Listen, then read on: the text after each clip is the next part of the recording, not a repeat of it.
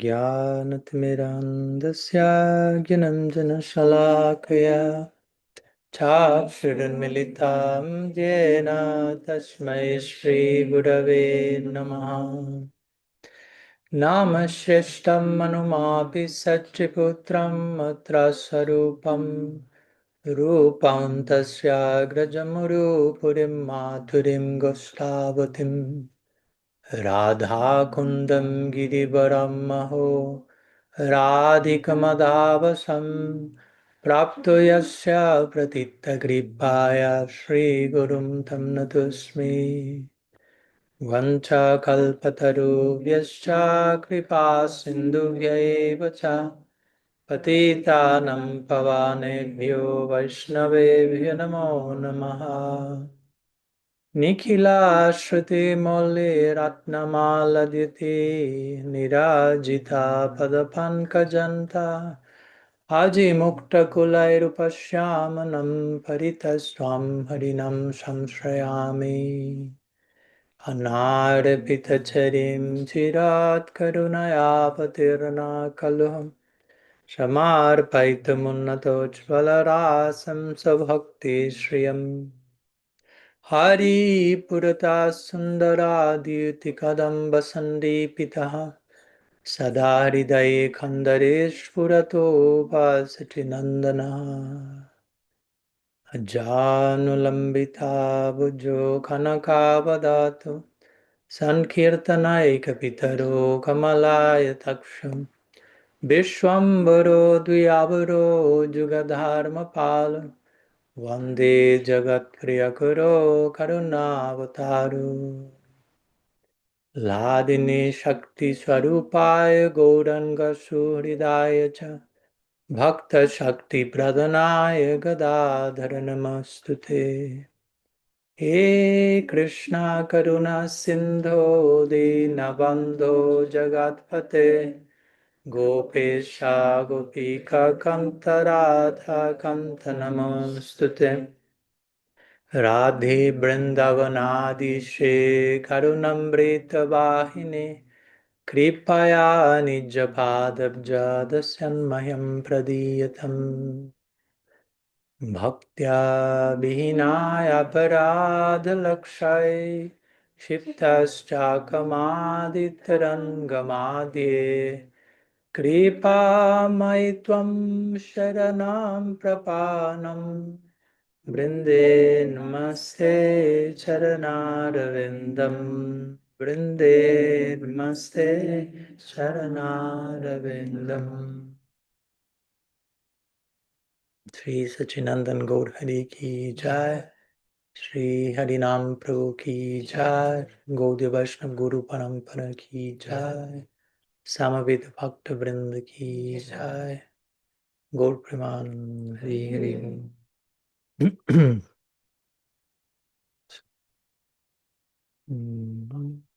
Okay. So welcome. Good morning to all of you. We are in our second day, third day, depending. First day is counted or not. First day, every day, first day. Okay. Day one again. Those who are will be watching online will be a little bit of trouble following with that. What do you mean with that? But we are continuing our ever-evolving exploration of reality. Yesterday, of course, we felt the inspiration to start more officially by gathering blessings and put dust at the feet of great personalities whose disappearance day was celebrated yesterday. Raghunath Das Goswami, Raghunath Bhatta Goswami, Krishna Das Kaviraj Goswami, Saint Francis appearance day, and so on and so forth. For sure, many other saints we may never know also appear, disappear. Prem-Vilas Prabhu's birthday as well. Why not? Yeah, of course. So, yeah, we share a little bit about their life, their teachings, hopefully in a way that felt relevant and relatable. We try to connect some of the themes of evolution and divine love with the life and teachings of these personalities, great saints, since we have planned to make this retreat this time in the UK revolve around my recently published book, Evolution in Divine Love. Last year we entered the laboratory with radical personalism and explored together.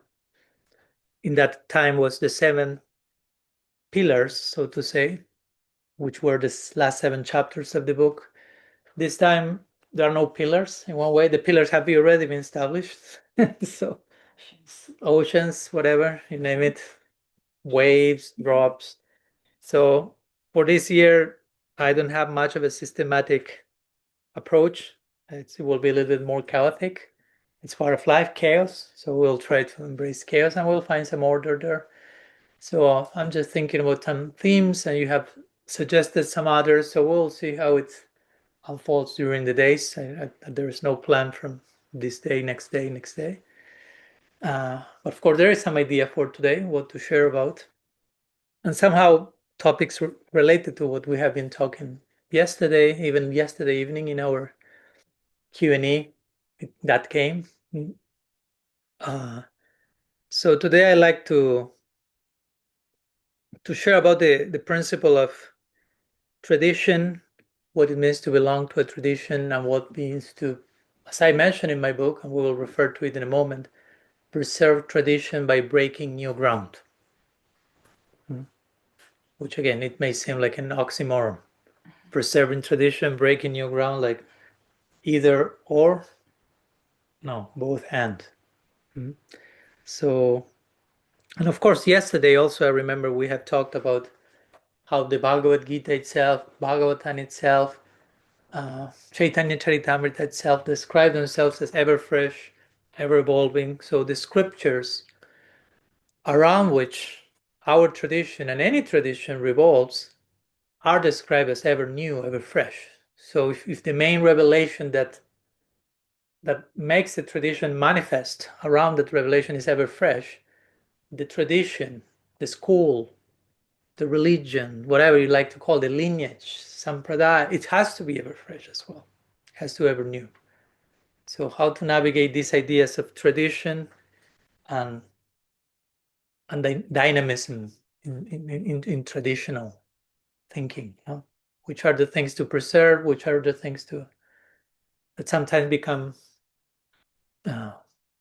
outdated, maybe.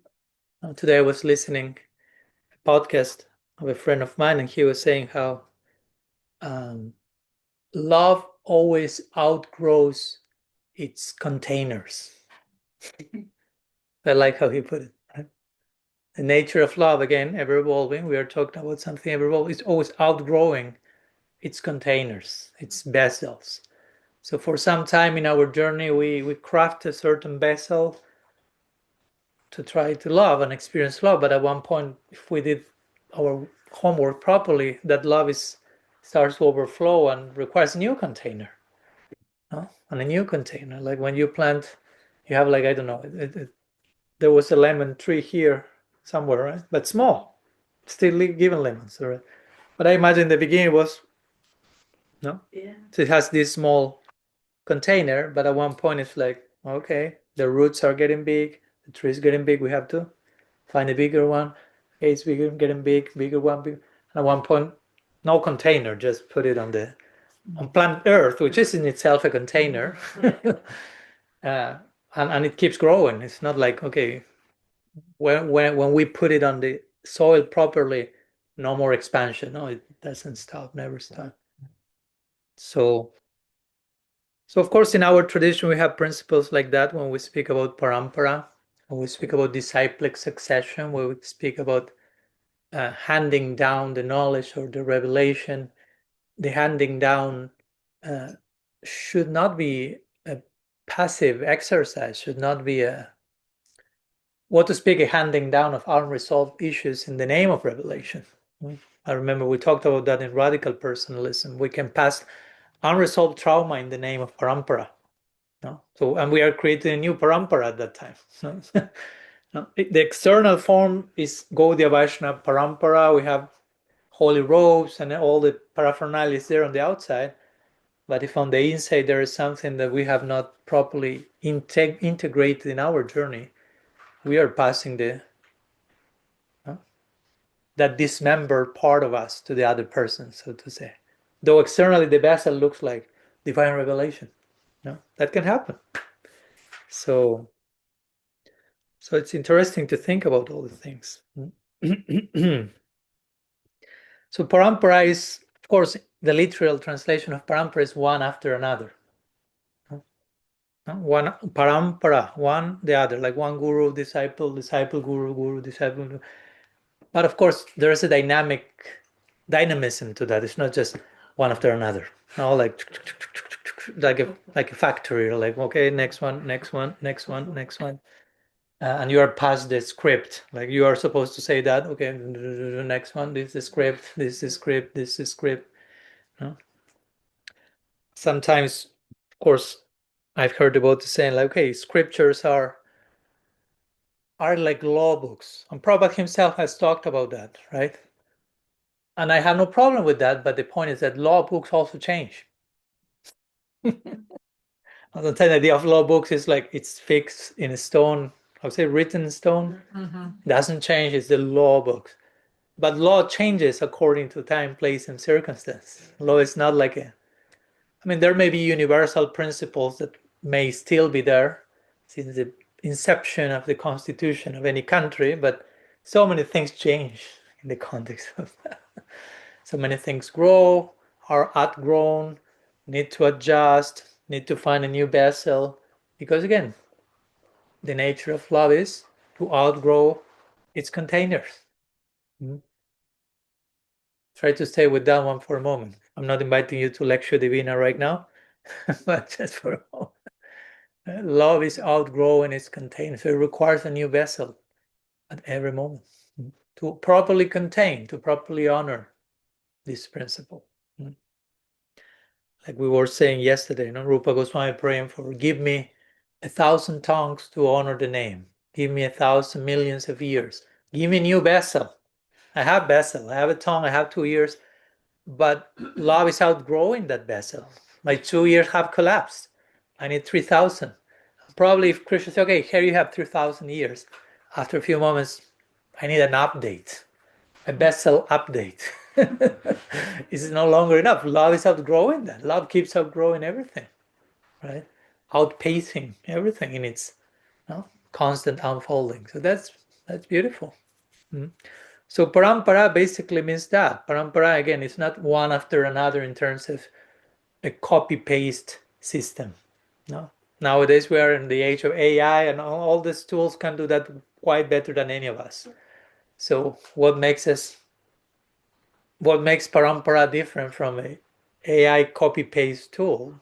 Again, there has to be an aliveness to the system, right? So remember we talked about in radical personalism that another way of speaking about parampara is a living, and this I'm referring to some wording that Father Richard Rohr will refer to, is living school of prophets.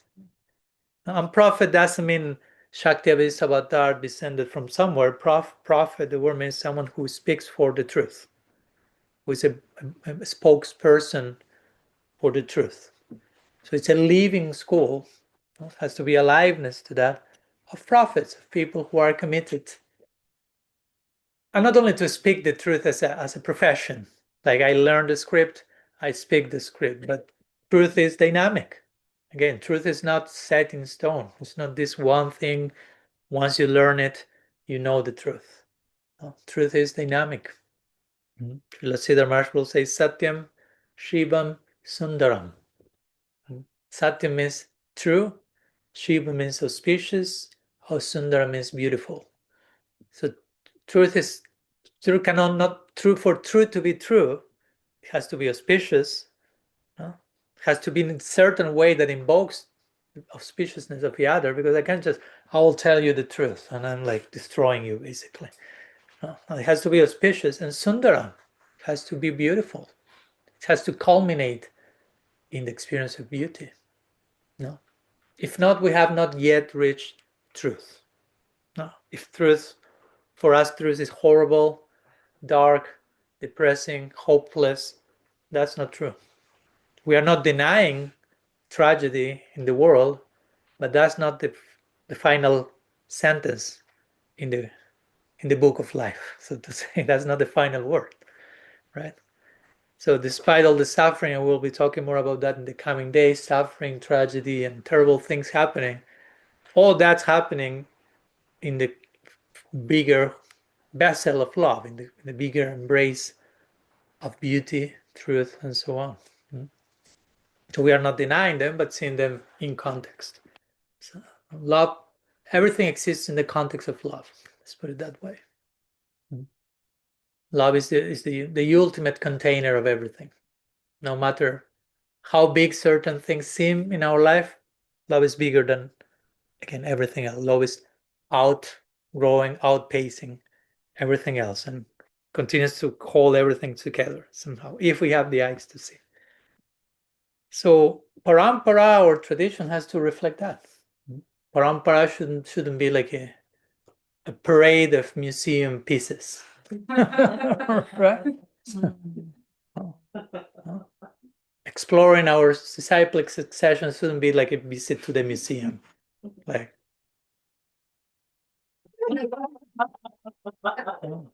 everyone is frozen. Here is this person. Here is Rupa Goswami. Here is Sanat. We may experience them as such if we do not take the time, like we did hopefully yesterday. We tried to go, okay, Raghunath Das Goswami. Is he a museum piece, or is he a relevant, alive, vibrant, ever-evolving figure that can still speak to us today, October 5th, 2025? So how to work with each piece of the chain, the cyclic chain, in a way that they are not frozen pieces. I mean, they are not frozen pieces. We may be the frozen ones, and we see frozenness everywhere. That's the problem. It's not that, oh no, such a charity or such tradition, it doesn't speak to me, it's irrelevant, it's totally frozen. We are talking about genuine truth, genuine aliveness. That's vibrant all the way through. So how can we keep, again, our experience of the tradition, ancient truths, revealed truth that have no beginning? You cannot get more ancient than that. No beginning, anadi, things that exist for eternity, very ancient. And we are that, just by the way. We have no beginning. We are quite ancient. But traditional doesn't mean, again, subscribing to eternal truths in a way that they cannot keep growing. So there are eternal truths, yeah. God is love, we are eternal. But all those things are ever evolving at the same time. So we embrace tradition, but we embrace it in a way that allows for dynamism, dynamic tradition. We have nothing against being traditional, or even about being orthodox. Orthodox means embracing the original teachings of the tradition. But also we can embrace them in a nuanced way. Sometimes that's the word for heterodox. The opposite of orthodox is not heterodox. The opposite of orthodox is heretic. No? So heterodox means someone who subscribes to orthodoxy, but also not in a rigid copy-paste way, but with dynamism in between, with nuance in between. So that's the idea, no? Guru Parampara in our tradition is, it's not just a formality. No, it's not like, okay, I accepted Guru, I receive a name, I have my card, I'm a card carrying member. I can show my card whenever I'm asked, who's your Guru? I lost that card myself.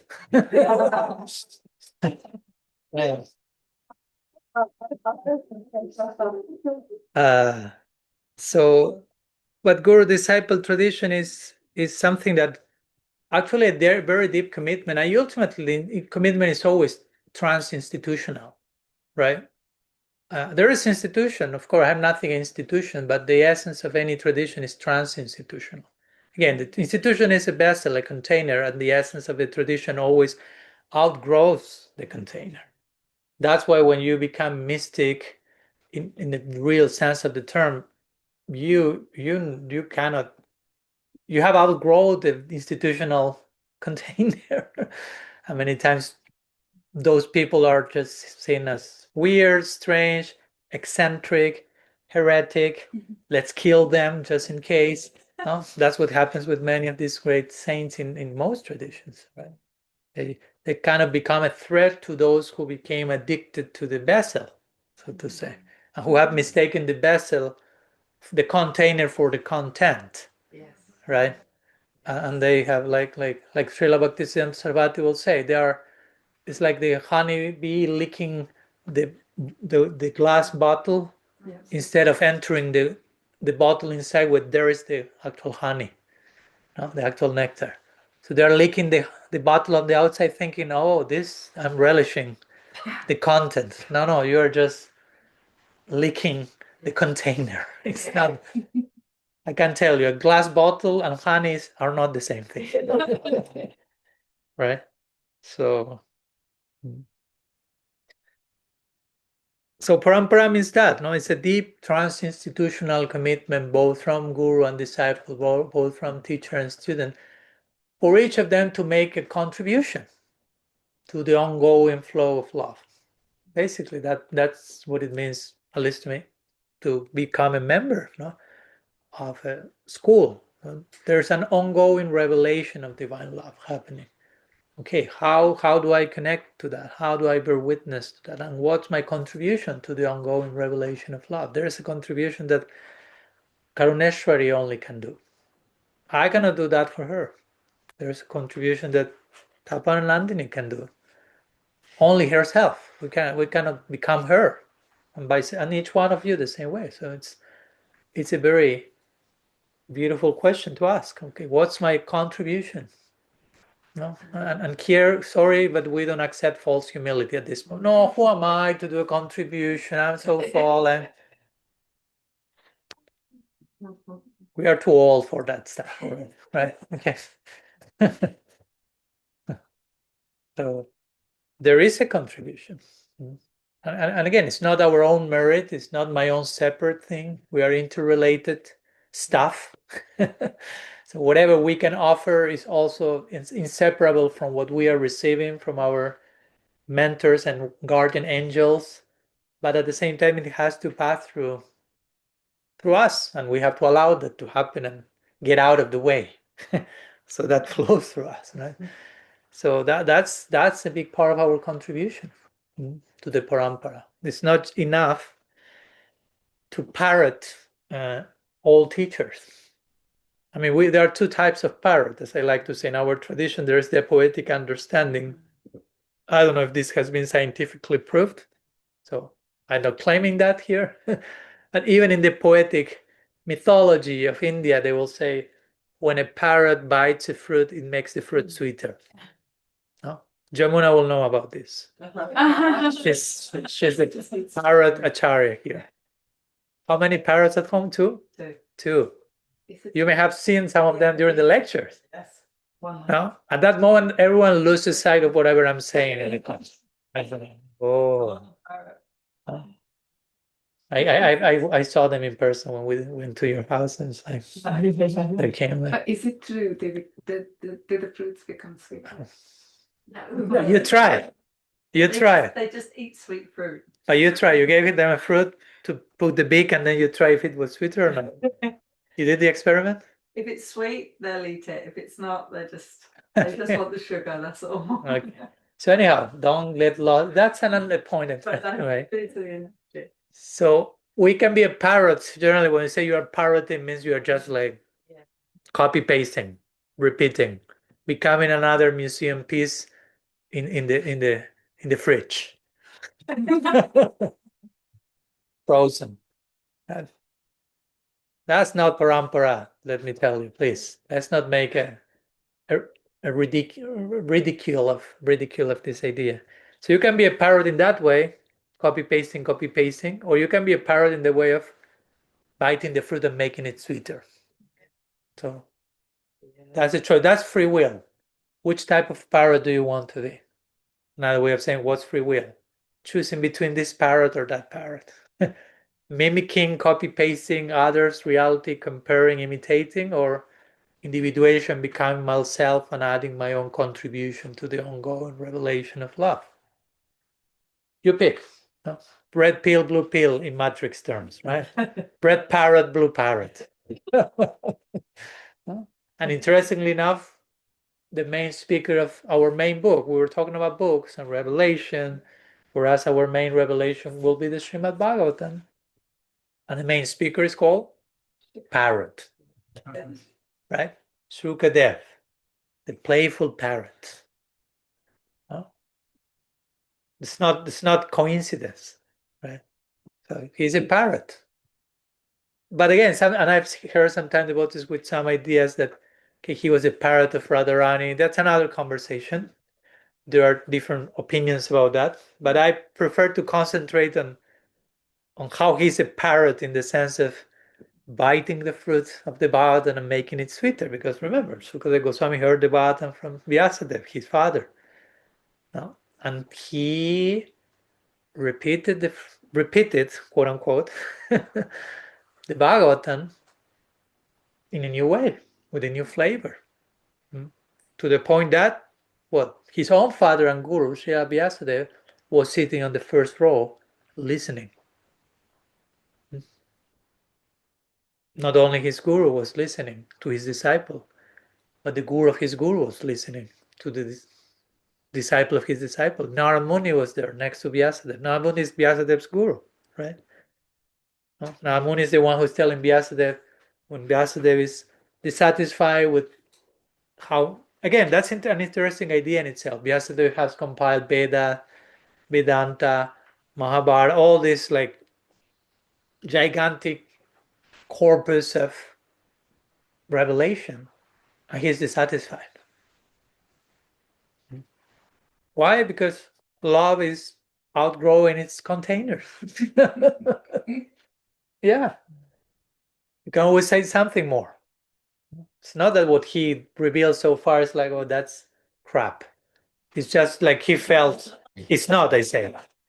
No, it's just she felt the nature of love is ever evolving, ever growing. So even if I have done this, I've compiled this glorious body of literature, subjectively I feel dissatisfied. Yes. Wow. That's interesting. That speaks highly about Vyasadeva in one way. No, sometimes we tend to see that part as like, oh, Vyasadeva fell short or whatever happened. No, that speaks about the nature of reality, how it continually unfolds, and the nature of someone attuned to that, like Vyasadeva, and how they're trying to keep pace with that.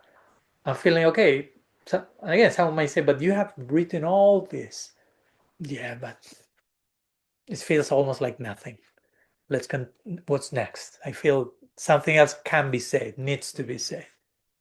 Again, like Mahaprabhu saying, in me there is not even the aroma of love. Sri Chaitanya, the golden volcano of divine love, he said, there's no love in me. Whatever love he has is in one sense put aside for the next experience of love. Right? So again, Vyasadeva felt like that. And Narad Muni nourished his disciple, inviting him to take one step further and enter into samadhi, enter into divine trance, and Bhagavatam will be revealed. And then you find full satisfaction. But again, the interesting thing is Bhagavatam becomes manifest through Vyasadeva. He already had written a previous edition of the Bhagavatam, but now the one we know is like the upgraded edition, revised edition of the Bhagavatam. And then he felt satisfaction. Yes, Jayatma supersedati. But then he talked that to his son, Sukadeva Goswami. He became his disciple. And then when Sukadeva Goswami was about to talk the Bhagavatam to Parikshit Maharaj, it's not that Vyasadeva say, my son will be talking about my book, so I have nothing to do there. I mean, I wrote the book, right? He will be parroting. He's called Sukha. He will parroting. I say, I won't go there. I mean, I'm the author of the book. I know what the book is about. He's my son and my student. No, nothing like that happened. Because there was the first one, so to say, buying first row ticket to be seated there and listening to a new level of Bhagavatam. He knew. Okay, I published quote unquote the Bhagavatam, but Bhagavatam is a living organism. It's not just one thing, one book. This thing, as we were quoting Prabhupada yesterday about Joan of Arc, right? He said that's Bhagavatam. So it's a very organic, living thing. It's not just this. So then Sukadeva Goswami is speaking about the parrot who received the fruit from his father. He tasted the fruit and now it's sweeter. So the news spread, now there will be an upgraded, sweeter version of the Bhagavatam spoken by Sukadeva. Vyasadeva is there taking notes, perceiving everything. And his guru Narad Muni is next to Vyasadeva, the two of them wrapped in ecstasy, listening to this upgraded version of the Bhagavatam. So that's parampara. That's preserving the tradition by breaking new ground, by entering into a newer level, a newer layer. And let me say, as I said a few moments ago, you are all members of that as well. It's not just an Vyasadeva Sukadeva Goswami affair. We all have our contribution to make in whatever way. Again, doesn't mean you have to write your own commentary to the Bhagavatam or whatever, but each one has their contribution to make to the ongoing revelation of love. That's a tradition, basically. That's a tradition. Is how to say? It's a very committed attempt by desperate people to properly honor the ongoing revelation of love. Right? Love keeps expanding, keeps manifesting, keeps unfolding, and the proper members of a parampara are all like desperately trying to do justice to that and see what's my contribution in all this. That should create belonging again, because due to all these things, I hope you feel like, okay, that gives me a sense of belonging to this school or this tradition or to the ongoing revelation of love. Again, belongingness is not just you receive a card, you receive a branding, you receive a stamp. Now I'm part of it. So that's the nature of revelation. I'd like to share with you a quote from Srila Prabhupada that is very interesting. It's from a lecture he gave in Los Angeles in 1970. June 14, in case you don't believe me, he said this. If one previous teachers have written something, one will not touch those points, but write something which can develop further. If one at all writes, no, so you don't have to write, relax if that's not your thing. But if one at all writes, that person will write something which will beautify or glorify or magnify the former idea. So yeah, it's all based on some ancient revelation, previous contribution. Now, whatever we can contribute is somehow sustained on previous contributions, but there's a new contribution to be made. And again, here Srila Prabhupada is talking about writing, but he says if one at all writes, like in fact, you may not be a writer, or whatever you are, then make your contribution in that area. And someone else may have done a contribution before you, then you can build upon that and make your own contribution. But this is Prabhupada, and I'm quoting him because sometimes in the name of Prabhupada, many people say, no, you cannot go beyond Prabhupada's books and only read those. What to speak of writing books yourself? Ooh, no.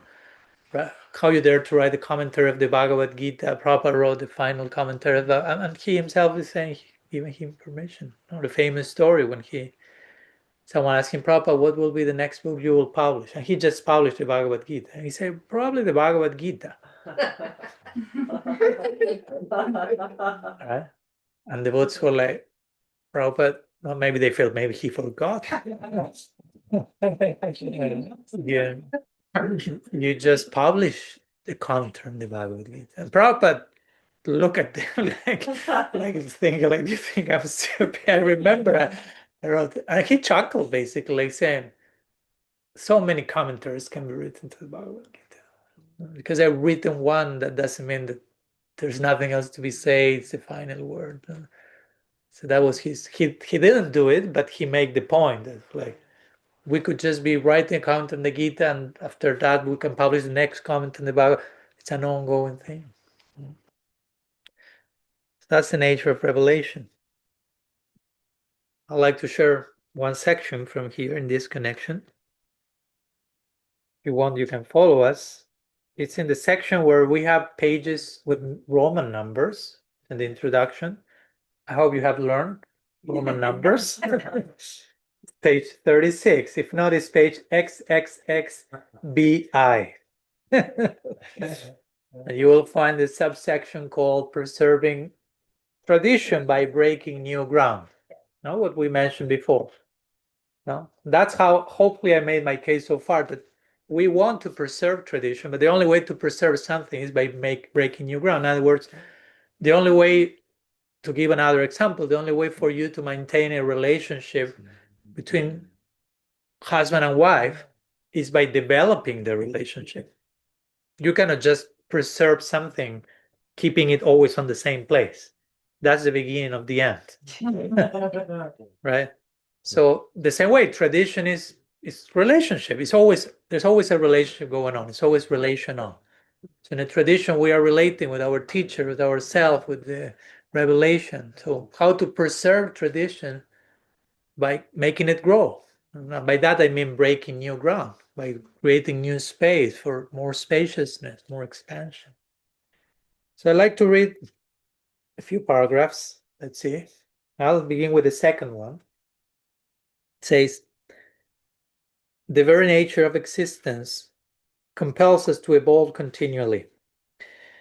The earliest form of something, this is based on some words from Brian McLaren, just to do justice to the author. The earliest form of something is rarely its purest or most ideal version. In fact, no form is ever static or reaches finality. Every form is dynamic, constantly adapting and perfecting within the greater unfolding current of divine love. Brian McLaren Ki Jai, dear friends. This is true even for the spirituality of today, which within each true religion lies a unique manifestation of this love, which demands a fresh interpretive framework, one that reflects the ongoing unfolding of existence and love. Consequently, we can affirm that all true spiritual traditions are in a state of constant evolution. That's an important point, right? This may, in one sense, is a reframing of what we share so far, but to think about spiritual traditions as in evolution. Again, it's not like my tradition, because this is related to the word perfection, right? Many times we'll say, okay, our tradition, our revelation is perfect, and perfect means it cannot become more, because if it becomes better or more, it means it was not perfect to begin with. And that's why we need to or stop using the word perfect or recalibrate that, because if perfection prevents unfolding and development and growth, how perfect that is. If you say, okay, my relationship with my daughter is perfect, and someone, oh, perfect, yeah, perfect. So therefore it cannot grow more, it won't unfold, there will be nothing new to experience. Exactly. It's perfect. And anyone will be, that's not perfect. I don't want that. If that's perfect, then imperfection Ki Jai. So yeah, perfection has to be redefined to allow a constant further perfection. We are lost in the pages, Radha Priya? It's 36. It's introduction. Yeah, 36, page 36, Roman numbers. So traditions are in a state of evolution.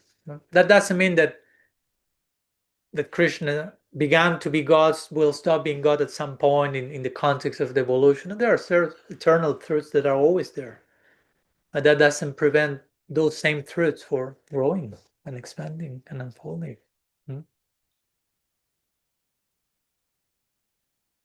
one more paragraph, page 37, the next one, right? As these frameworks expand, they don't replace what came before, but build upon it, with each element subsuming and enriching the previous one, creating a process of sedimentation. Each layer of experience deepens and enriches the previous one, adding both complexity and nuance. So it's not like, okay, I'm advancing to the next level, everything else is rejected. Everything else is integrated, included, plus the next one. Sedimentation means that, like new layers, but upon layers, building upon other previous layers. So this is not mere accumulation also. That's an important point. When we speak about growing and evolving, it's not just more in terms of numbers only. Because we tend to think quantitatively many times and not only qualitatively. This is not mere accumulation, quantitative growth, but the emergence of something qualitatively new, an ever freshness that transcends previous limitations. What emerges is not just an increase in quantity, but a leap in quality, where each new experience becomes both an extension and a transformation of the past. This way, reality is not just ever increasing, but also ever diversifying. So this, I think, is important. I remember we had a conversation with a devotee last year in Belgium about that, and that triggered this part. It's funny how you read your book and you remember each paragraph came from speaking with this person, or I mean, I don't remember everything, but some things come. So this important thing is not like when we speak about growth, development, it's just the same but in bigger quantity. No? But quality is also evolving. No? Something new is emerging out of what already is there. It's not just more of the same, getting bigger in terms of numbers, no? And getting bigger in terms of experience, quality. No? So again, being part of a tradition means that. Being part of a tradition is not just, for example, the evolution of a tradition is not just in terms of adjusting the tradition in a language that speaks to 2025 postmodern society. Yes, that's part of it, but also increasing realizations in the heart of the members of the tradition. Because sometimes we think, okay, to keep the tradition, or as I may mention the word in the book, keep the current. You get the play of words? Yeah. The tradition is like a current, a descending current, but are we keeping it current or not? It's out of date. So, okay, yeah, we have to keep the current. Use language that speaks to the modern mind, which is relatable. All our acharyas have done that. If I speak in old classic English, you will fall asleep. Some of you are still falling asleep when I'm talking right now. That's another conversation. Don't get distracted looking, who is that one? It's not you if you're hearing me. But the main thing is not only, okay, how to adjust the same thing and present it in the new package. It's not just evolving the packaging, evolving the container. You follow my point? It's not just, okay, there's the content and the container. And the duty of parampara, of any tradition, is to adjust the container so the content is delivered in proper container. Yes, but the content also evolves and changes. So both things are evolving, not just a container. No? Because sometimes I've seen, at least in our tradition, become a little obsessed with remaining, and it's very important obsession, how to speak to the modern world about what we are doing without sounding like religious fanatics or people who is out of touch with the world and living in their own bubble and just embracing dogma without taking in consideration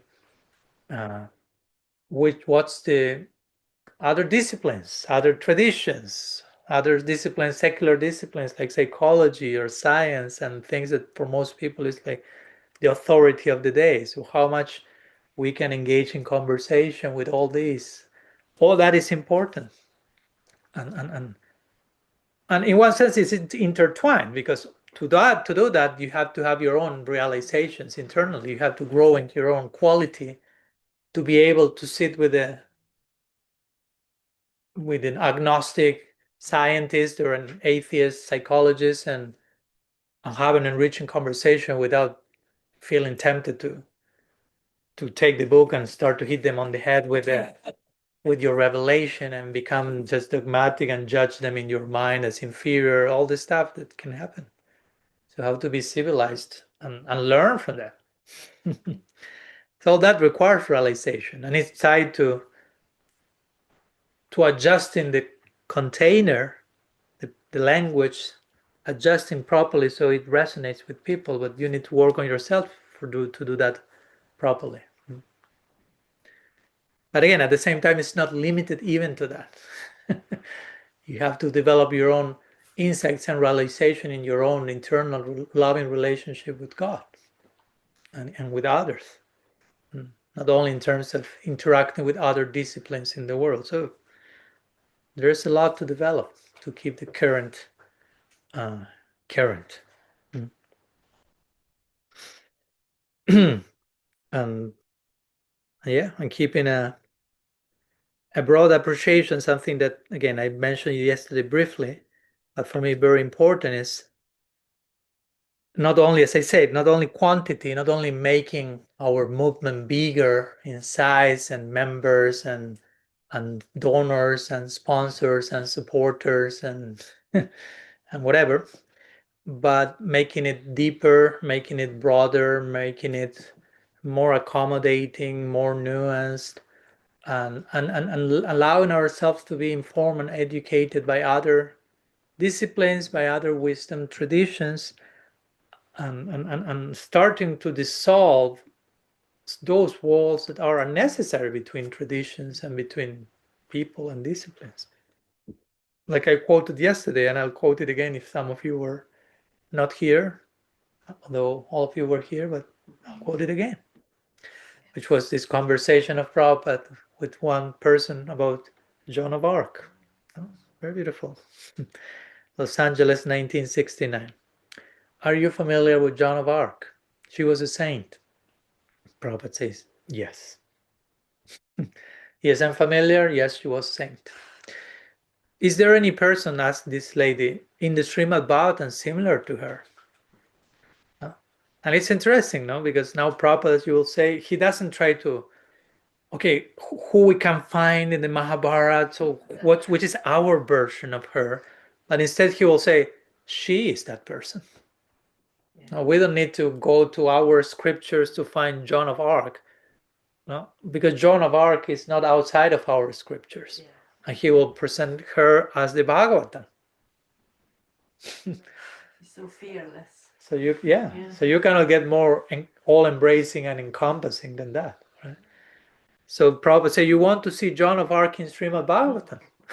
He's kind of like surprised, right? Like, no, we already have Joan of Arc. Why we need to create a replica of her in our own tradition? There is her. It's unto herself. Why don't you take Joan of Arc of Srimad Bhagavatam? No, he's trying to say like, she is that. Any activities of devotees, that is Srimad Bhagavatam. So that's again very broad understanding. What's Srimad Bhagavatam? It's basically the love story between God and his lovers. It may take different forms, we may call it different ways, no? But that's Srimad Bhagavatam. Like recently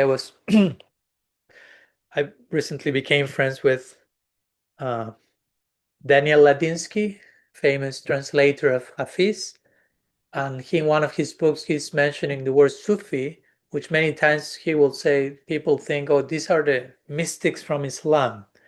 But he will say that actually, at least for the lineage he belongs to in Sufism, they will say that Sufi was a denomination to address any genuine lover of God, despite their affiliation, and eventually it was like related to Islam, but actually it was something universal.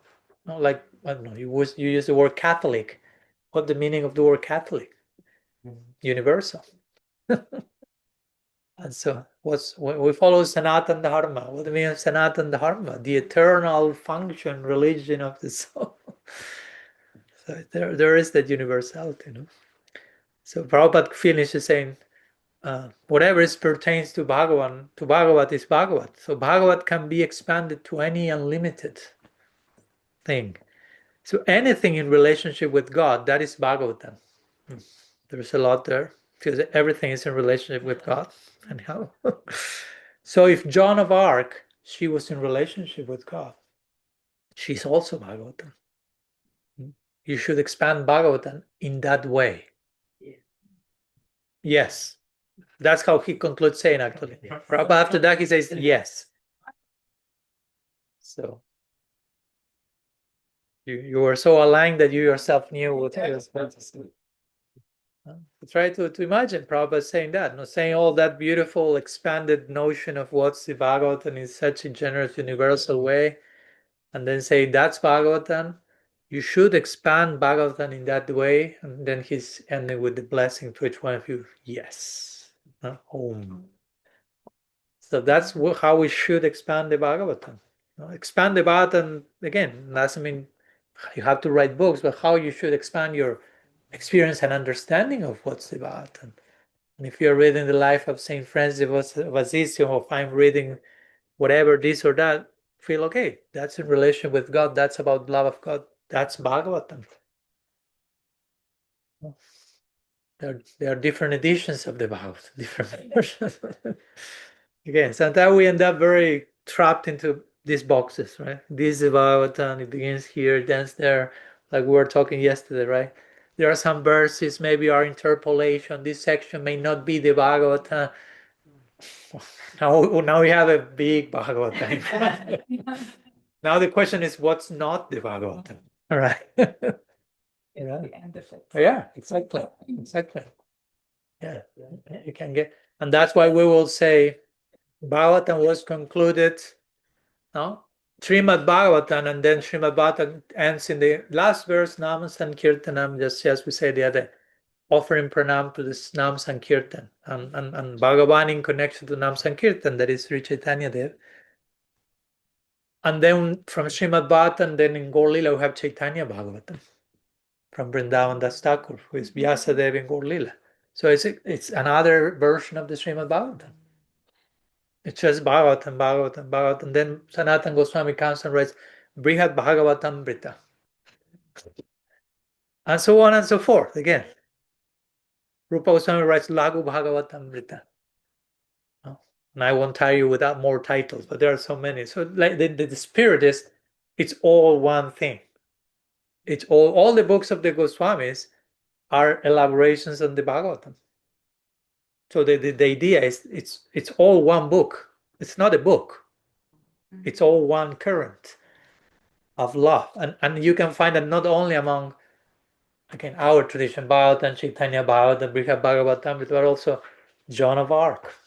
And here and this and that. Any genuine lover of the divine, that's Bhagavatam. You should expand Bhagavatam in that way.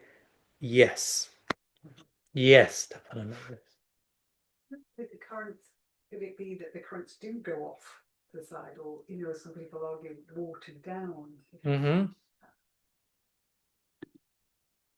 Yeah, and of course that's something that Krishna himself acknowledges in the Bhagavad Gita, right? In chapter 4, he's talking about avatar, and then he starts to talk about parampara.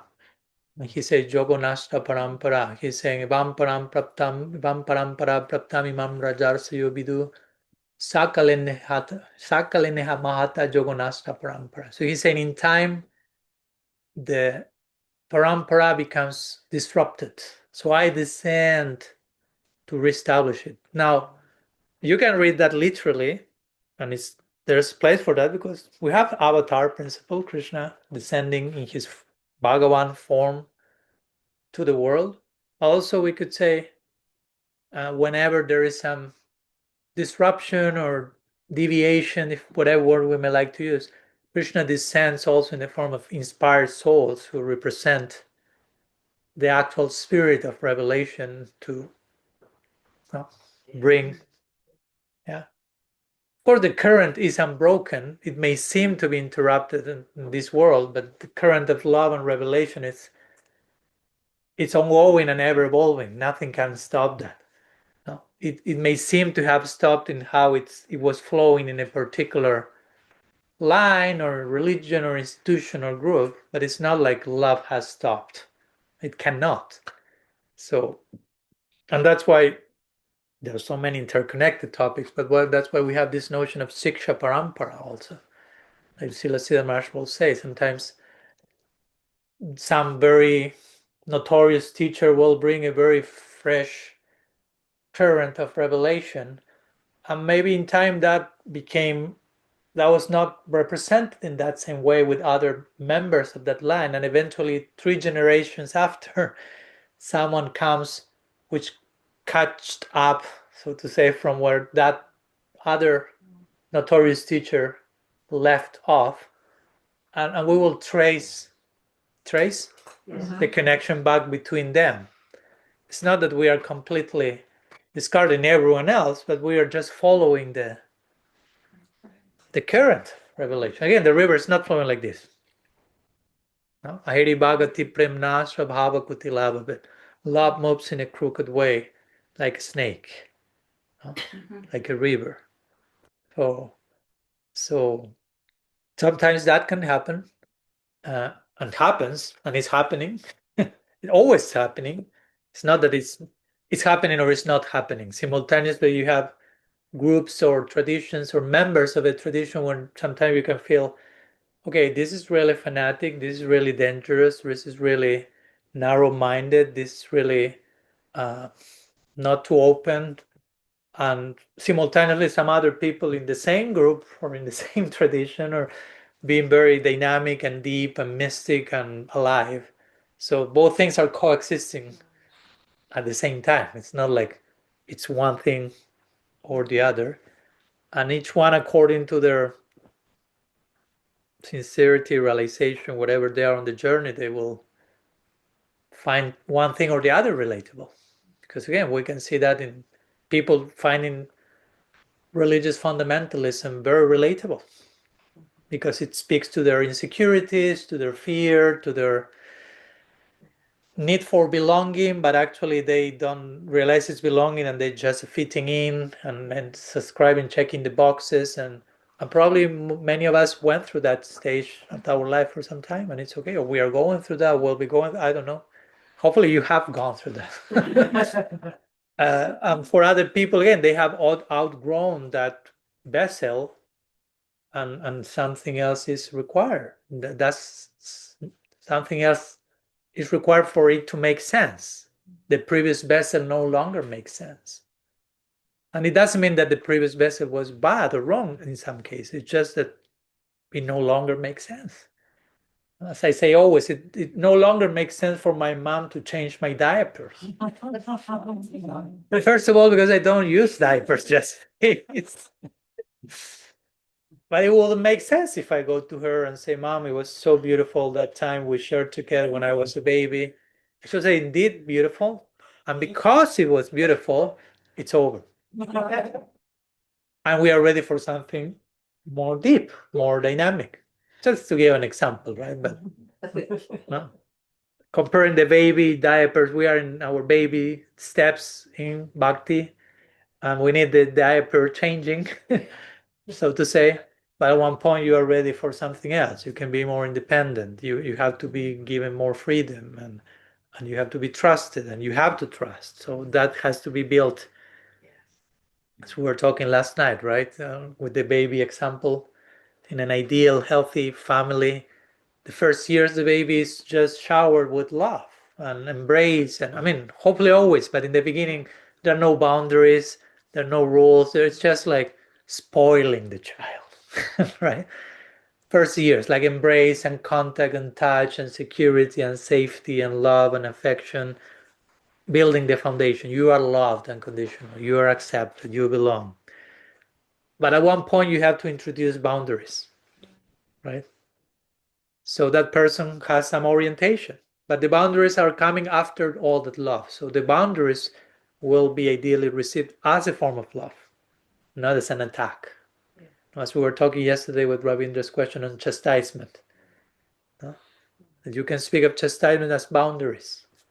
Guru Krishna will put boundaries as an expression of love. So if you have gone through that properly, unconditional love, unfiltered, unlimited, then boundaries. That combination makes for a very functional human being, right? So, and all this, I like to conclude a few more minutes, if you allow me. We have a few more minutes on the topic of. I don't know if we will have the time. I like to make an exercise also.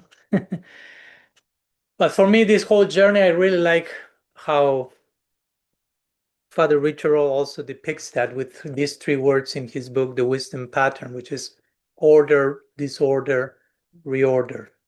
And one of the themes also that has been shared that wants to be discussed was the topic of deconstruction, which is connected to all this. Because sometimes what adds beauty, what adds dynamism is removing those things that have become rigid, lifeless, or we have outgrown them. So you have to let go of them. It's a way of speaking about deconstruction. That can feel like bewildering, that can feel confusing, frightening, because it's a releasing of certainty.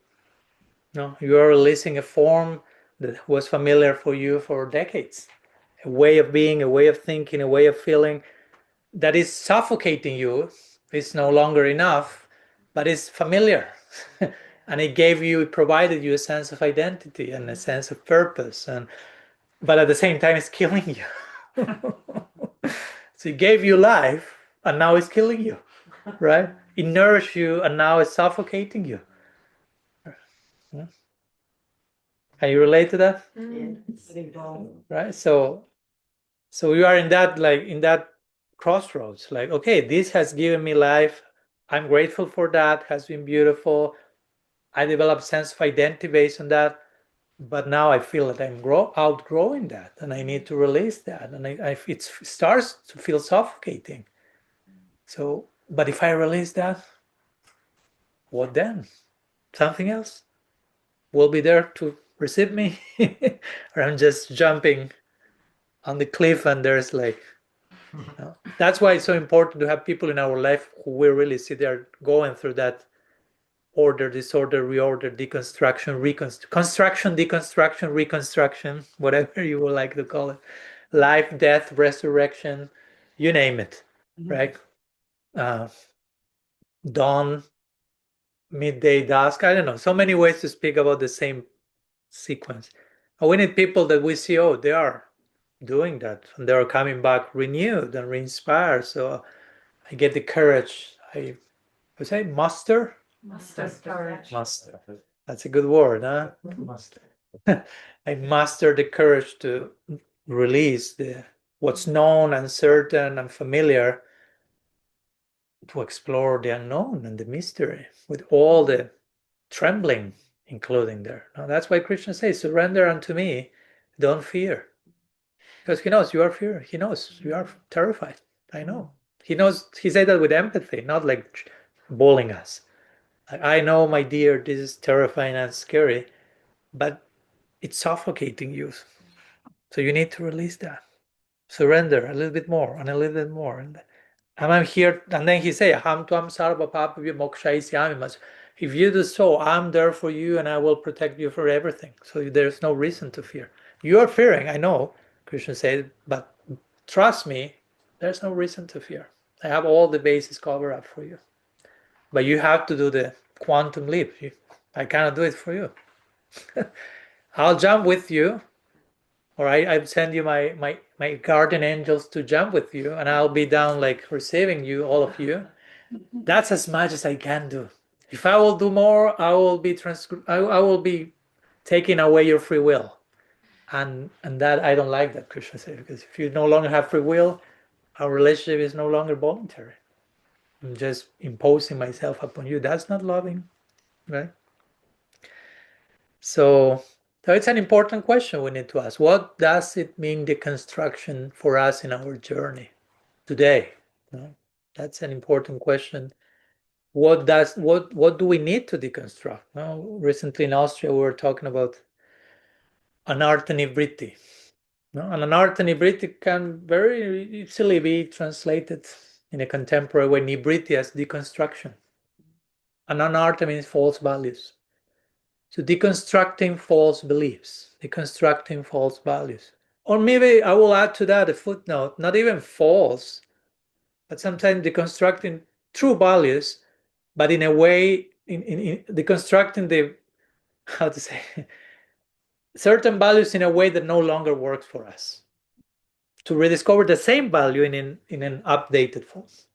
So it's not that it's a false value, it's just a version that I have outgrown.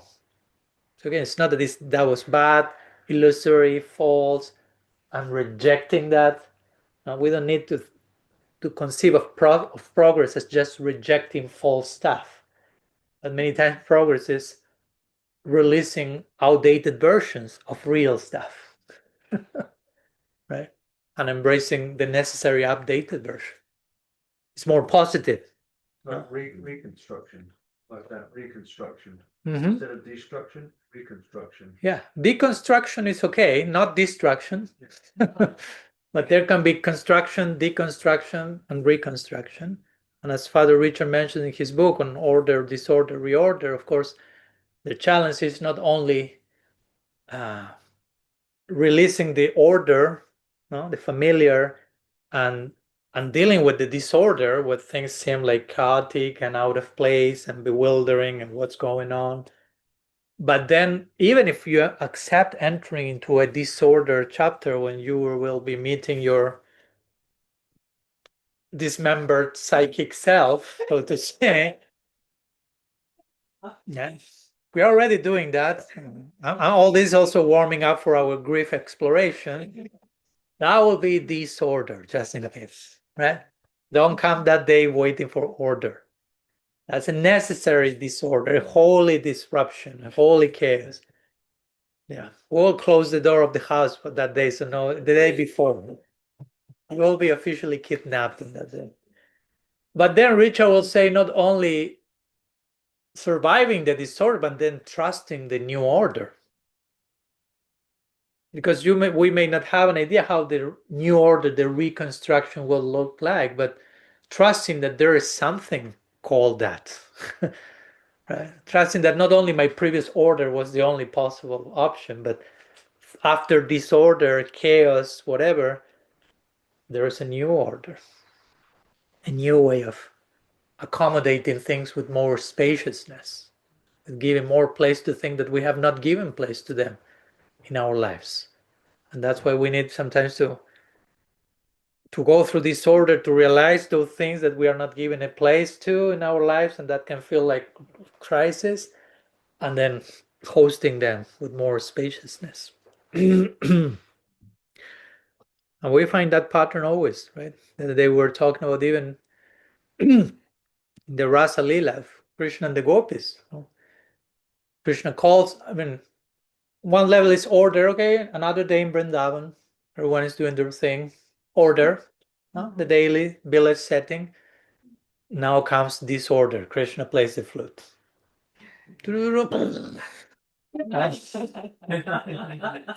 Disruption, right? Gopis were whatever they were doing at home, disrupted. Running after the flute call. Right? Disorder.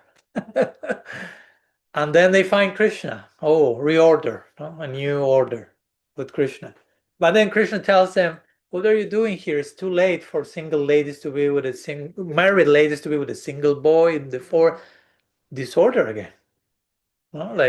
He's disrupting. They are like, we did all this to meet you, and you are sending us back home. And then the gopis start to argue with Krishna, and they defeat Krishna. So then Rasa Lila starts, reorder, a new order that accommodates all the previous layers. Again, sedimentation, all the previous layers accommodate Rasa Lila. They start to dance and sing and celebrate life. but still Krishna feels it's interesting because they start to sing and dance, and at one point some gopis think, oh, I'm the most special for Krishna. So that's order. That becomes status quo. Like you became complacent. No, that's not tasty. Krishna disappeared from Rasa Lila, right? It became boring again. You are taking things for granted, certain toxic certainty. I'm his favorite. That's not what this is about. Let's make it more exciting. Krishna disappears. Disorder. Again, total disruption. Imagine you're dancing and singing with Krishna, you're having the greatest time of your life, and the guy disappears. I was like, why? What are you doing? Why? I mean, he had very good reasons to disappear. We study that, but we may not understand that. When we are disrupted in life, it's like, why did this happen? We don't really see why this is happening, but this is happening for a very good reason. And again, as we know, the gopis are thrown into a pool of separation in agony, like mad woman running in the forest looking for him, seeing the footprints, finding Radha. Okay, but Radha was left by Krishna. So again, so many layers of order, disorder. Then start to sing together. Krishna reappears, and then resume the Rasa Lila and new reorder, more broad, more deep, more accommodating, integrating many things that were not able to be integrated in the previous versions of the Rasa Lila. So this even in terms of Rasa Lila, we're not talking here about anartha nibriti as a conditioned soul. This is going on among fully enlightened beings, still order, disorder, reorder, order, disorder, reorder, construction, deconstruction, reconstruction. So, but again, going back to our case, that's necessary. Deconstruction is like pruning, no?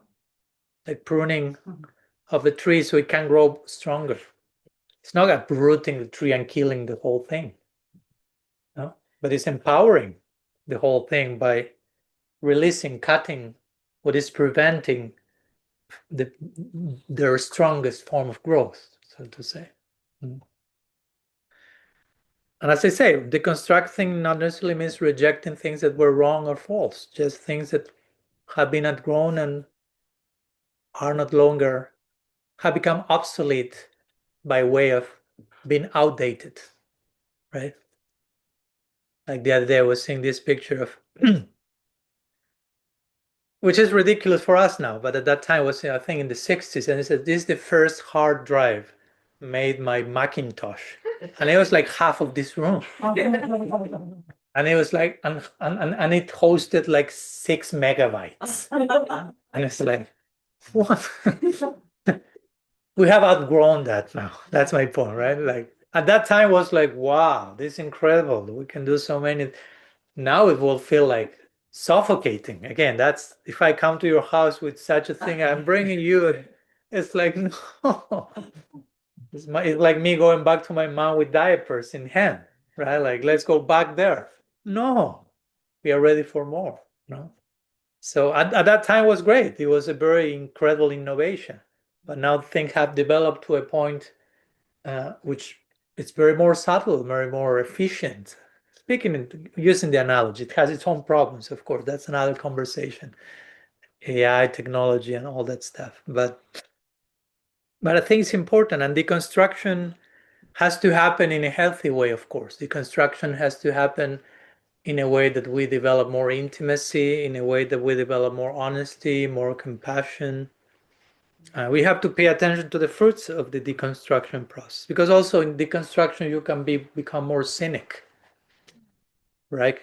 You can become more isolated, no? And you doubt about everything, and become like a fatalist. And you end up deconstructing everything, and there is no reconstruction. It's just like reconstructing, deconstructing, become nihilistic, basically, right? So we have to pay attention how I'm navigating my deconstruction journey, because we all have to go through it. Always there's some form of deconstruction, some form of release. But again, it has to be in a way that there's openness, there's trust, there's intimacy, connectedness, growing. So we have to pay attention to the fruits of the three, which are the ones coming. Is deconstruction making me more authentic? Is deconstruction making me more tender? Or is making me more bitter, more closed, more even resentful? Because all that can happen in the name of deconstruction. So we have to, it can happen even without us wanting that to happen, but we are not vigilant enough. We end up, as we were saying this day, throwing out the baby out with the bathwater. It's just like, oh, too much deconstruction. You threw the whole thing out of the window. Nothing remains. So we want to properly discern, right? So parampara, or tradition, as I was following that example, means allowing the baby to keep growing, even if the bath water must be changed, right? So you may need to change the bath water, but there is a living entity called baby that needs to grow and expand, right? So, but you have to do something with the water. Sorry? And change the bathtub. And change the bathtub and the lamp, electricity, and painting the wall and changing the diapers eventually. But don't throw out the baby, poor baby. No, if we conceive the baby as our project, ourselves, or our faith, our love for the divine. So I have an exercise, but you are raising some of your hands. Maybe we can go to a few short Q&A, and then we may conclude with some practical embodied exercise to try to internalize that. So I think Radha Priya raised her hand, also Jogamaya, also Bhaktirasa. Speaking about the risks of deconstruction that we experienced, and I wanted to mention the risk of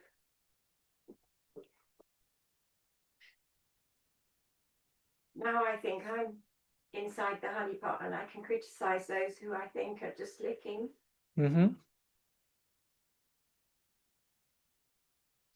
I've seen that so many times when people deconstruct and find a new place, or shelter, and they point behind. Yeah. Yeah, at the end of the day, thank you for sharing. And of course, because again, the journey is so unpredictable, right? We are now here today, but who knows where the journey will take us? And I don't want to sound like, again, fatalistic, but I have many friends in my life that I've been living with together, even in an ashram, for decades. And now they have chosen not to be that connected with Gaudiya Vaishnavism. No? Not that they have rejected the whole thing entirely, but they feel the need to explore other bottles and other forms of honey. I must say. Maybe they're not licking the glass, they're licking honey, but not the same honey in the same bottle I'm trying to enter. And yeah, it's very important to honor that, to respect that, and to never be conclusive in our minds, what to speak of judgmental about. They have left, they are here, I'm there, I'm inside the bottle, I'm the honey licking bumblebee, you are the glass licking mosquito or something. Because yes, superiority complex can pride is very resourceful. In other words, you can become proud about anything. Yeah. Even if you are the greatest mess on earth, you become proud about that. Nobody can do it as messy as I do it. So pride is very resourceful. You can become proud about anything and everything, which basically means you shouldn't become proud about anything. There's actually no real reason to be proud and to be concentrated on ourselves and on our journey. That's for me the implications of this very first instruction that Raghunath Das Goswami gave to Mahaprabhu, as we quoted yesterday. Yeah, yesterday. Na gramya kata nasranive, gramya vartana kaive. Do not hear gossip, do not speak gossip. And again, gossip just doesn't mean like, oh, do you know which day did? But even in our minds, projecting judgment onto other people's life and situation that we never know the whole story about them. I don't even know the whole story about me. So what to speak about the whole story about others? That's way far beyond my reach. But in our minds, many times we again put people into boxes, label them, and this and that, and many times it all has to do with our own insecurity and our own. Because if I need to feel superior to you, that means I don't feel I'm enough where I am. So I need to push you down somehow so I feel better myself. No? The words of Srila Siddha Maharaj, weak faith requires an enemy. Right? So weak faith is always pushing someone down. So I feel better about myself. So if the only way I can feel good about me is by pushing everyone down, that doesn't speak so well about me. So yeah, we need all to grow to the point of being so good about me that whenever I'm dealing with someone else, it's always from a place of hopefully compassion and understanding. And even if someone is really licking the glass, thinking it's the honey, I can deal with all that with deep compassion and deep understanding. And if they need to go through that experience, I have to allow that. I cannot just prevent all people from doing what they are doing or what they need to do. So, sorry? Yeah. At the end of the day, everyone is a beloved of Krishna. That's a really challenging idea. As beautiful as that is for us to say, "Oh, Krishna loves me," but that's not the end of the sentence. It's that Krishna loves everyone else as well, and you should treat them accordingly. And it's like, oops, better erase the whole sentence. For some people, that's how it will work for them. It's so challenging to relate to others as loved of God, and they prefer to erase that and the fact that they themselves are loved of God, and it all becomes just a punishment reward system. Yes. Just deserving, earning, respect, honor, because dealing with the notion that everyone is already loved by God is like, it's broken down to pieces, all this dualistic calculative thing. So, but we need to get there more and more, to treat each other as we will treat someone who is fully loved by Krishna. That's no small thing. We have so much theology and philosophy and fancy stuff we can talk about, but at the end of the day, if we are not treating each other as beloved of Krishna, then we still have to insist on that lesson. Yeah, thank you. May I add one thought to this story? Of course. And also not forgetting that those people who we have now surpassed helped us get to this stage, right? Yeah. So there's also gratefulness towards those who Yeah. who we think are now down there and we are up here. But without them, we wouldn't be here. Yeah. It's very important. Yeah. That's very important. Yeah, acknowledge the contributions of everyone in our journey. Yeah. And that invites for a very mature sense of gratitude, because if not, our sense of gratitude will be only for those who are perfect and nice and ding, ding, ding, ding. And what about those who challenge us or makes us suffer and broke our hearts or traumatize us?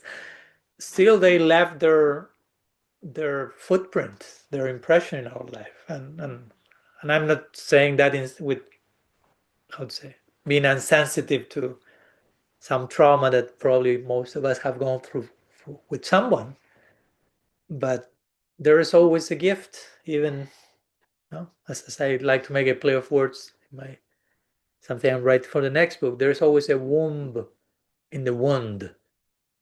Yeah. No? So even if we are talking about a wound, there's a potential womb that can give birth to something. So there's gratitude for that. Yeah. Chugamaya Bhaktirasa, who goes first? It was just nothing formal. Then you go first. Chugamaya. It's just about the baby and bathwater analogy. Yeah. And how it's actually comes from, I guess, Victorian times when they would have the bath, the tin bath, and it would be the man of the house that would take the clean water, and then it would go down and then end with the baby. And because by the time it got to the baby, the bath water was filthy dirty. Mm-hmm. And So if there was a baby in there, nobody could see it. Thank you for your graphic explanation. But it's a wonderful thing. The baby for me is us. Yeah. And the dirty water is all the things that have happened to us through life, Mm. you know, and made the water so murky and dirty that we couldn't see it, we can't see anything. And Krishna's like is the mother, if you like, takes the baby out of the water and throws the water away. So it's But like that water served a purpose Yeah. in so many ways, right? It's not like it was useless always, no? So it just no longer works for what's required now, right? So again, the gratitude for all that. Which you're left with a lovely clean baby. Yeah. Hopefully. I love it. Oh, if the water is so dirty, how is the baby? And you know. Do the best you Anyhow, it can. was an analogy. We were trying to make a point. But thank you for the historical background of the analogy. I didn't know that. First time I heard that was like, what are you talking about? What's that? Coming from South America, throwing out the baby with the Bible. What's that? So, thank you. Teresa, last question, because I don't want to go. I will transgress a few more minutes to do an exercise altogether, but There's actually a comment or Please. something to share. When we were talking about order, disorder, reorder, it came about Vishnu, Brahma and Shiva, or Vishnu, Shiva and Brahma. mhm, And the aspect of trust, and to be able to trust that order will come again from disorder, because that is the realm of Vishnu. mhm, So we can bring in the aspect of love, and how love is in the disorder. There's the order, love. In the mhm, reorder, there is the love. And it's all just, that is the thread that goes throughout all, is the realm of Vishnu. mhm, mm. Yeah, thank you. Able to trust. Yeah, and that goes in line again with the example I gave about Krishna and the gopis in Rasa Lila, in the sense that whatever happens between Krishna and the gopis is all in terms of love. There's nothing but that, but there's order, disorder, and reorder, all in the context of the thread of love. So, yeah, thank you. Ready for an exercise? Yep. Okay, so I will explain the exercise. Also, for those who will watch this later and would like to do the exercise by themselves, or find some partners around the neighborhood, wherever you are. So it will take like 10 minutes or so, and then we'll share back again for 2 minutes just to conclude and announce whatever other activities. So in the context of what we have shared so far, deconstruction and all that we have been talking about, preserving tradition, breaking new ground, the prompt is the following. So it will be in groups of 3, but first will be something on yourself to write. So if you don't have anything to write, we can provide. Raise your hand. Someone needs something to write. Rasangi. Someone can provide for Rasangi. Paper, pen. It won't take. Yeah, it won't take a lot of. And it's coming. Thank you. Next one. Oh. Yeah. So there comes the prompt. So there's something that you have to ask to yourself. 2 questions. One will be, what belief, and you can write it, of course, what belief, image of God, or certainty has been falling away in your journey? Yeah. What belief, what image of God or idea of God, what certainty has been falling away in your journey recently, of course, right? To make it relatable. That's the first part of the prompt. Yeah. What belief, image of God, or certainty has been falling away from your journey? And then, in connection to that, what has this loss cost me? First part, what has this loss cost me? And what new space or possibility has it opened? So what has this loss cost me? And what new space or possibility or the open door, however you like to call it, has been opened. So it's clear? Yeah. So that's the first part, which is to be done by each one of you by yourself in written word. What belief, image, or God or certainty has been falling away in your journey? And then what has this loss cost me? And what new space or possibility has it opened? So we'll spend like 3 minutes doing that. But before you start, after that, we'll make groups of 3. And each one will share for 3 minutes. One will be sharing basically your reflection with the other 2, and the other 2 will bear witness, listening without judgment, in silence, no advice, no correction, mouth shut, presence, no? And taking turns. In 3, we will take like 2-3 minutes each. I will use the gong. I will be marking, so we take turns. Yeah, that's clear. Okay. That's it. So you can start now, and then I will select the groups, and then of course let me put the pause to the recording here. I hope the experience was interesting, and I don't know if someone would like briefly to add a single sentence about how it was the experience for some of you. Some interesting insight that came, something that you discovered about what deconstruction can mean by saying but witnessing others. Brief. Sorry? That was brief and beautiful. Thank you. Seeing the connection of ours, we're all different, but they were all similar. Yeah. Similar. And that's big purpose of this exercise, to realize how close we are actually. Just the great humanity that's within the Feeling the relief that other people are going through something similar, especially when they're people that you respect their devotion. I mean, you see that they've gone through something similar, and it helps you feel reassured. Yes. Feeling fortunate too that we're here doing this. Yes. And it is really nice to hear another's experience. That it's the act of hearing is Yes, powerful. beautiful, powerful. Yeah. So yeah, I hope by this experience you realize is deconstruction. It doesn't mean that you are losing faith, right? Like there's a problem going on actually, but it's often a sign that, again, the love is asking to grow beyond all containers. It's just God's insistence. It's not your failure. It's just God's necessity to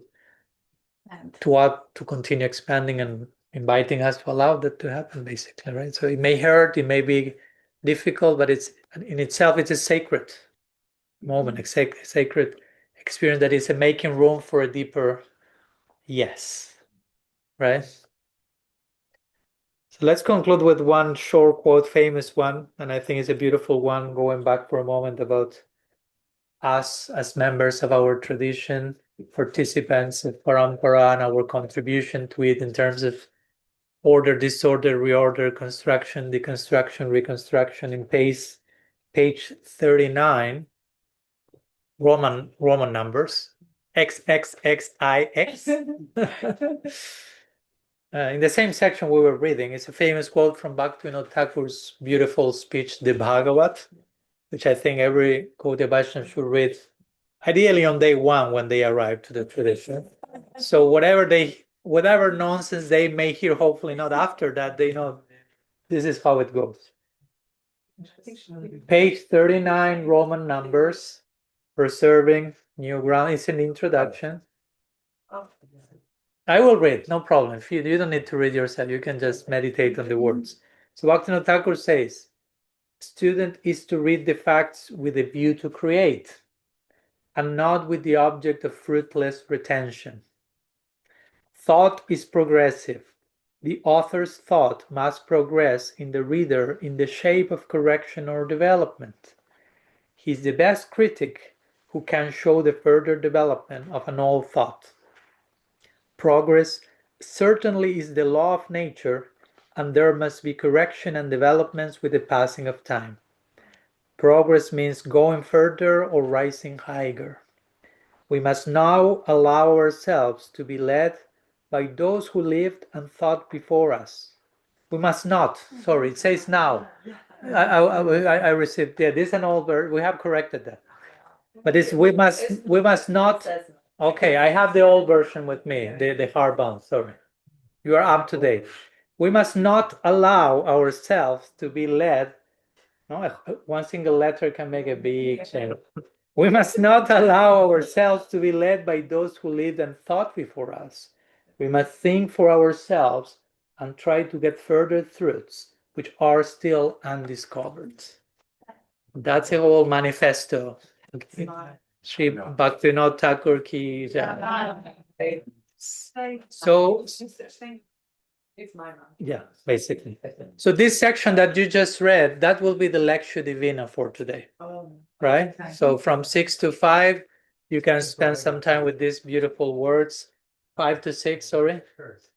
Spend some time with these words. You all remember what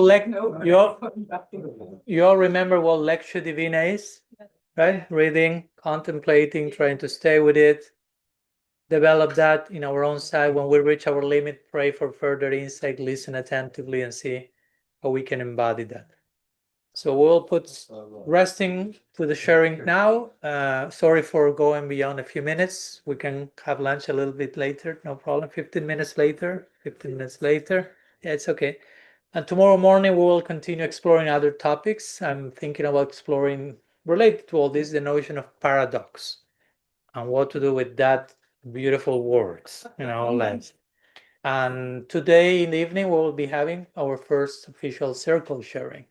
So also we'll welcome you for that later today. Hopefully we are warming up properly to feel safe enough and continue to share from all different angles.